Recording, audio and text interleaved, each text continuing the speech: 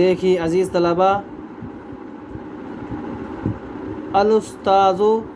بمعنی استاذ نے کہا، ولماذا یا ابنائی، ولماذا بمعنی کیوں، یا بمعنی اے، ابنا بمعنی بیٹے، ابن ان کی جمع، ای یا لگی ہے بمعنی میرے، اے میرے بیٹو، لیکن جب ترجمہ کرتے ہیں تو یا کا ترجمہ نہیں کرتے، کیوں میرے بیٹو۔ آگے دیکھیں، سمیر نے کہا، لِأَنَّنَا بمعنی اس لیے کہ، نون بمعنی ہم، حبو بمعنی محبت کرتے ہیں، وطن بمعنی گاؤں، شہر ملک جس میں ہم رہتے ہیں، الذی بمعنی جو کہ جس میں، الذی اسم موصول ہے، اس کا مطلب کیا جاتا ہے وہ، جو کہ، وہ، جس کا،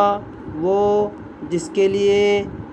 اس طرح ترجمہ کیا جاتا ہے۔ الذی سے پہلے والا جو لفظ ہوتا ہے اس کے ترجمے میں وہ کا استعمال ہوتا ہے، اور جو بعد میں ترجمہ کیا جاتا ہے اس کے اندر جو کہ، جس کے، جس کے لیے، اس طرح کا ترجمہ کیا جاتا ہے۔ جیسا بھی عبارت میں واقع ہوتا ہے، جیسے بھی حالات ترجمہ کرنے کے ہوتے ہیں، ویسے ہی اس کے مطابق ترجمہ کیا جاتا ہے۔ چلیے، الذی یہاں ترجمہ کیا جا رہا ہے کیونکہ اس کے بعد فیہ آ رہا ہے، اس کا مطلب ہوگا جس میں،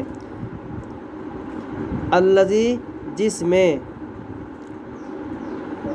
نعیشو نون بمعنی ہم، عیشو بمعنی رہتے ہیں، فی بمعنی میں، ہی بمعنی جس، ہی ضمیر لوٹ رہی ہے وطن کی طرف، اس لیے ہم بولیں گے جس وطن میں، واو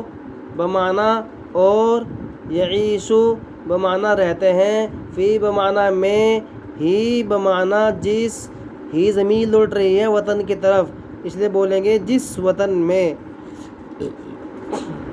ترجمہ کرنے میں ایک ہی بار بولا جاتا ہے، اگر کوئی لفظ بار بار آ رہا ہو تو وہ ایک ہی بار بولا جاتا ہے، اور جیسا کہ واو ہے،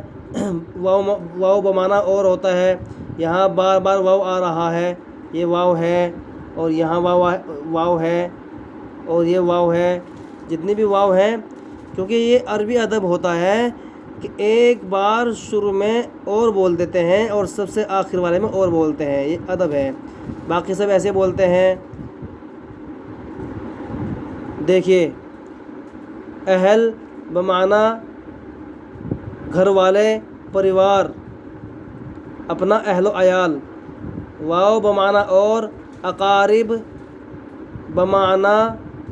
اعزاء و اقارب یعنی قریبی رشتہ دار، نون علی زبرنا بمعنی ہمارے، واو بمعنی اور، اصدقاء صدیقن کی جمع بمعنی دوست و احباب، نون علی زبرنا بمعنی ہمارے۔ ترجمہ دیکھیے، اس لیے کہ جس وطن میں ہم، ہمارے اہل و عیال، ہمارے اعزاء و اقارب اور ہمارے دوست و احباب رہتے ہیں، ہم اس سے